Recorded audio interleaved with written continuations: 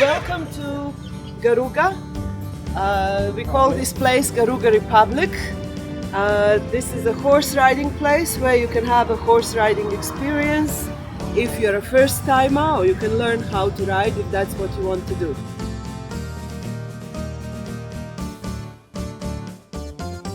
I am here with Miss Nada Andersen. Mrs. Yes. Nada Andersen.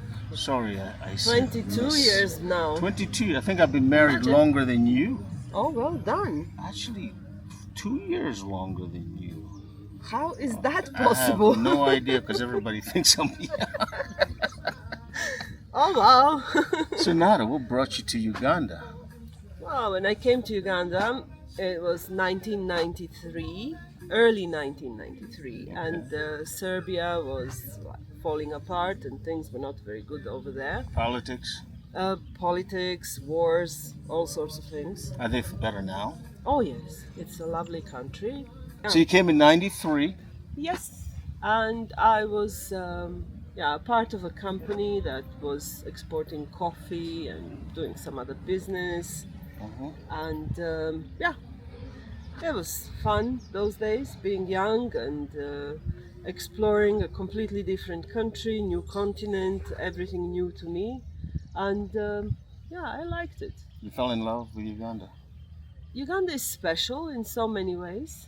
Yes. And you've been here since? You've been here since, or did you go back? Well, we go back once or twice a year or whatever. So when you came to work for the company, did you go back after you finished working for the company? Because I know did you branch off on your own? Because I know you owned a couple companies. Yeah, I kind of started working with a friend in 1996, and that was an advertising company, and then she sort of had to travel and left me to kind of start on my own.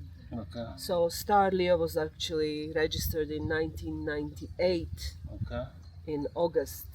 Okay, and Starlia is a marketing company. It's advertising, marketing, PR. It's Okay. a lot of things in one. Yeah.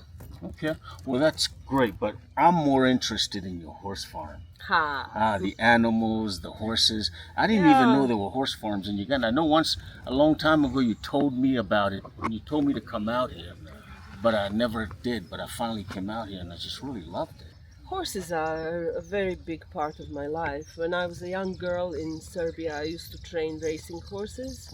So I would spend at least 2-3 hours a day at the racetrack, riding, training, teaching horses what And they to say do. that once you grow up with horses, you just always have to be around them. Is that what compelled you to bring them to Uganda? No, it was my husband who said, you know what, I think you need a couple of horses here. And I said, oh wow, what a good idea. So, yes, so we got 2 horses, and then we added a little pony, and the pony came pregnant, so now there are 4. And I got a permission from my husband to buy a very big horse, so I'm kind of saving money. You're about to get another big horse? Yes, one that's really huge. Where did you get them from? SA? Where did you? No, the horses, the dark horse and the chestnut mare, they came from Fort Portal. Oh, really? I bought them from a friend of mine, and then the pony came from Kenya, from Kisumu. There is a guy who gathers these ponies, trains them, and then resells them. And he's been really kind to send this pregnant girl. When she was delivering, I was there. Okay. Yeah, she hated me before that.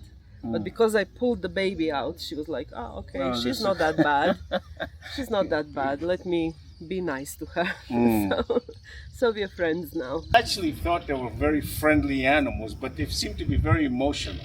They are very emotional. They're very empathetic. They are very, very different. Yeah. They have a mind of their own. Yeah. So Let's go. Okay. Oh, it really doesn't like that. Yeah.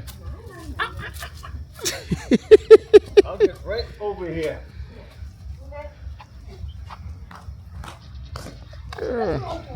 I guess horses are attached to certain individuals. Because you said the horse hated you at first, but then she saw you pull the baby out. That was some form of an attachment now that you created with the horse, you think? Yeah, I think she appreciated that I was there to help. And she appreciated that her delivery took probably half the time, together with the pain that she was in. So yeah, it was a bonding moment. I used to date an equestrian when I was younger, much younger. Oh gosh. When in my 20s for quite a while, and I learned a little bit about horses. She said that at times they'll bring in horse psychiatrists. Yeah. To actually talk to the horse, and they're able to find out how a horse is feeling. Is that true? And like, can you communicate with your horse and know how they feel? Go a little bit. Nine. Stop. Get. Okay. Park nicely for me. Yes. One step. Stop. Good boy. Good boy. Yeah. And definitely communicate with the horse. They're really special. I think they're sort of magical creatures because if you pay attention to how they behave, you can see that they kind of try to connect to your energy, and if you're stressed or nervous or whatever, they will take that out of you. Oh, really? It's a horse is the best therapy animal that exists. Like, how would it take it out of you? They just have They'll their just own look way. at you in a certain way, or come and sniff you and kind of nudge their heads into you or something like that? Look at you, touch you, any of that. Okay, that's interesting. Hug you, come to you and say, "Where's my carrots? Oh. What do you mean you don't have them? Show me your pockets. What's here? That What's kind of there? communication. No carrots? What's wrong with you?" You know, there's a lot that I can tell you with the way they move around you, the way they bring their head close to you. They actually... That's all language. That's language, yeah. Okay. Wow, that's the way they turn their hind legs towards you, that's communication. That's clear language. Now, if they're sensing hostility, can they sense? Can a horse sense that person is not a good person? Yes, They can. They can. And then what do? They start backing up. They just walk away. Or they'll walk away They from will that walk person. away. So, like, if you get a rider that comes in and Yeah. they sense that this is just a bad guy, They will try will to do all refuse. sorts of mischief, you know. Oh, really? They'll try to shake you off. They'll allow you to mount, that's Okay. fine. But then, you know, at some point, if you're too relaxed or you're taking it for granted, they'll try to wiggle and shake you off. Kind of All sorts of things. throw you off kilter. Yeah. Okay. And then they can bite you if they don't like you. Oh, it's not gonna bite you, It's right? okay, Serengeti. It's fine. That's just Apolo. All right. I won't bite you. He doesn't want me. He doesn't want you. He doesn't, huh? He's finally with me. Come, Yeah. come. He's just what? Hey. What is he doing? He wants He to. is just being angry that That I'm touching him? you're nearby. Oh, really? Yeah. That's why he wants to kick me now. Yes. I think he thinks you're a bad person. Oh, really? No. That's what we were talking about before. Okay. So he'll bite me. He'll kick me if he even has a chance. Yeah, he thinks you're a kind of a threat. So you get to Oh, stop. because I'm close to you. Yeah, you're close to me, you're close to him. He doesn't know why you're there. I saw a girl get her finger bitten off once. A little girl. I was very surprised by that. But we just went to visit. You know, there was so many people around. People were visiting horses, and I think the horse got frustrated and just took off the little girl's Yeah, that finger. also happens. Yeah, accidents happen all the time, you know. But that I'm sure it was an accident. Yeah, It wasn't it was, yeah. anything against the little girl. Or maybe it was biting a carrot or something, and that happened. I don't know. Yeah. Okay. And you have sheep. Yes. How many of those do you have? We don't know, but we know that we can't eat them fast enough. They keep They multiplying. just keep. Oh, really? Yes. Sheep are food. They don't have names. Nedirandiga. That's my clan. My apologies, but That's no, it's okay. That's my clan clan animal, is it? Would you say? Yes, yeah. But there's another way we pronounce it. It's my totem. Yeah. It's my yeah. totem. I think it's a totem. Yeah. Ndiga. Oh well, sorry. Yes. So. No. They're But food. I know, but I've heard that they're the best meat. But I personally have to stay away You from must it. not. Never. Yeah. Good you told me, because if I ask you to come for lunch, then I'd probably have to kill something else. Yeah. Like goats you have as well. No. Goats are But I not. saw goats. Those are neighbors' goats. So they just kind of venture over Yeah. and hang out with your sheep? Because Yeah, they all hang out together. We all graze our animals in that And plot. you have the most interesting roosters, or let me say chickens. Yes. Where did you get those chickens from? There was a Dutch guy who called me one day and said, Nada, do you want some chicken? And I'm like, yeah, I need that like a hole in my head. Like, what do I do with chicken? He said, no, don't worry, I have some chicken hatching, so I'm going to bring you like 10, 12 chicks. Mm-hmm. And then he brought them. And they have boots. They have boots. Chickens with boots. That's- Never seen anything like that before. Brahma chicken. They Yeah. are gorgeous. Oh, They're very they're big. called Brahma chickens? Brahma chicken, yes. Dutch chickens?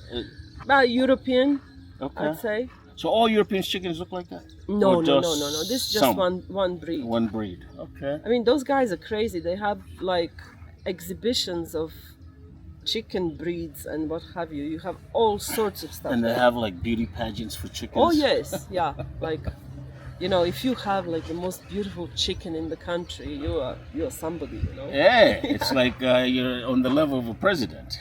But you're a celebrity, You're a of course. celebrity. Yeah. Oh, wow. You'll appear in local newspapers, on TV, and what have It's you. too sad. It's sad if we take our chickens away, they probably won't even look at them. There's nothing special Yeah. about our chickens, actually. Yeah, but if we look after them better and we can still import some of the exotic breeds and mix a little and see what comes out, you know, So we need we're- to make an effort anyway. Whatever we do, we need to make an effort. Garuga is the place to be, I think. Of course. I think it's the actual place to be. And we knew that long ago, many years ago. Because we bought our land in 2000 pretty much. 2001, I'd say. We had 2 plots at one point in time, then we sold off one and started sports TV with that money. It was the first and the only 24/7 free-to-air sports-only TV channel in Africa. Wow. It was, In the whole of Africa? yes, Okay. it was that. So we used to have Scottish Premier League, some matches of English Premier League, all sorts of. Did you have American football? Yes, we did. Oh, wow. We had some I missed that. basketball. Uh-huh. We then started doing our local productions, some coverage of rugby and whatever. Local Would you do it football. again? Or was it a headache? I don't know, it was a little bit too specialized, I'd say, so people didn't understand it. We Yeah. weren't ready. But I'm thinking it's needed. Yeah, it's probably We'll needed. see. It's like ESPN. Yeah, Yeah. we'll see, we'll see. You never know. So you have the energy to go back and toggle with that. I'm crazy enough, yes. Well, I'm crazy too, actually. We got 2 crazy people sitting here. Right. Just always experimenting with things. Yes. You know, I think life is like that. Everybody thinks, I heard this, that everybody thinks your idea is crazy until you do it. Yes, and until you succeed, and then everybody copies. And everybody copies, and they're like, oh,